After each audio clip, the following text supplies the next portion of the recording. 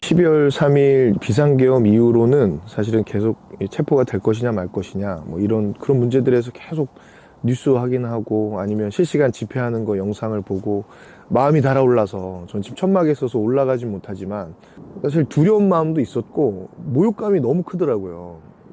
감히 지금 이 시대에 민주주의가 이만큼 발전하고 시민의식이 이렇게 올라갔는데 대통령이 어떤 잘못을 했을 때 거기에 대해서 국민들이 책임을 묻고 탄핵도 한 번 이미 있었고 그런 상황인데도 불구하고 뭐 국민을 대상으로 총뿌리를 겨누고 비상계엄을 하고 그런 모습을 봤을 때 너무 괘씸하다. 근데 실제로 그때 당시에 이제 연락이 많이 왔습니다.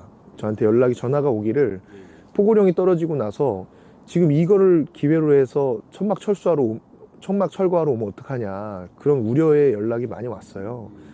근데 다행히 저희는 이제 오지 않았는데 이제 저희가 이제 같이 연대하고 있는 가덕도 신공항 반대하는 농성장은 포고령이 선포되고 나서 부산시청에서 나와서 철거를 했다고 하더라고요.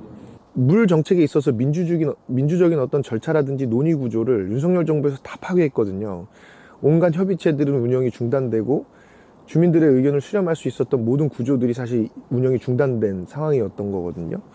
그래서 사실 진행됐던 지금까지의 논의의 연속성을 완전 싸그리 무시하고 정반대의 정책을 지금 내놓고 있는 건데 이거야말로 사실 민주주의를 훼손하는 일이고 민주주의를 파괴하는 일인 건데 그래서 지금 이 물정책에 있어서 이런 문제들이 있어서 저희가 이렇게 여기 나오게 된 거잖아요.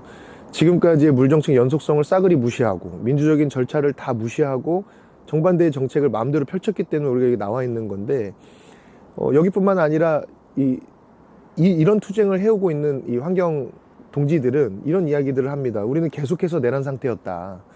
언제 아니었던 적이 있냐 이런 말을 하거든요. 그래서 뭐 신공항 건설이라든지 아니면 이 규제를 완화해서 기업들을 배불리기 위해서 이 생명들을 죽음으로 내모는 그런 개발 사업들이 계속해서 벌어지고 있거든요. 그러니까 반드시 지금 이 브레이크를 제동을 걸어야죠. 지금 이 정부의 어떤 폭주 내란에 대해서. 낙동강유역 하천유역 수자원 관리계획 공청회가 있었던 날이 12월 4일이에요. 그러니까 12월 4일 비상계엄 선언이 있고 해제가 되고 나서 채 24시간도 지나지 않은 시점에 공청회를 그냥 강행한 거거든요.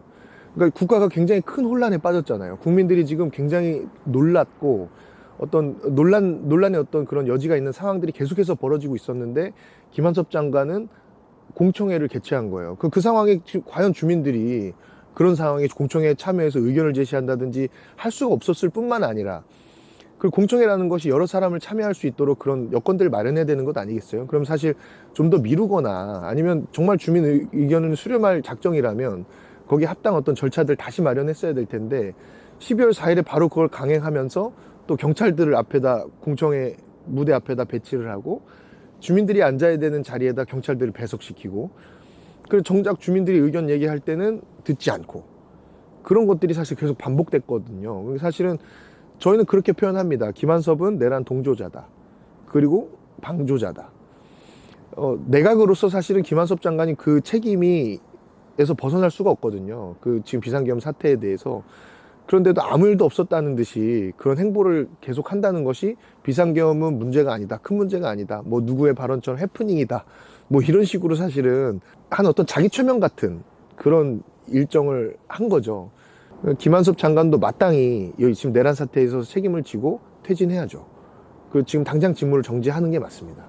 분명한 거는 저희가 농성을 하고 있음으로써 지금 어쨌든 253일 동안 새 정부 수문이 닫히지 않았습니다. 그건 분명한 것 같아요.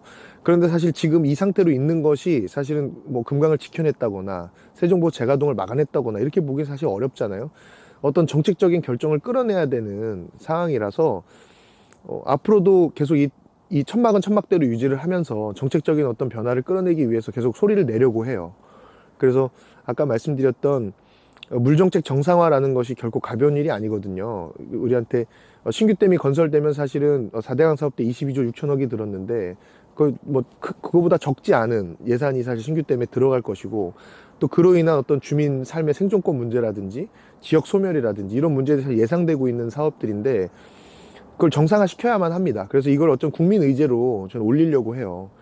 그래서 생태 학살, 생명 파괴, 생태 파괴, 그리고 자본이나 기업을 배불리려는 어떤 그런 규제 완화라든지 이런 정책들, 그리고 물정책 정상화, 이걸 어떤 환경의제 또 생명의제로 저희가 좀 제안을 하려고 합니다. 그래서 국민 여러분들께 좀 이런 사항들을 알리고, 또 정치권에도 또 거대 정당이라든지 뭐 그쪽에도 얘기를 해서 정책으로 좀 선택하도록 그렇게 압박을 좀 가하려고 합니다.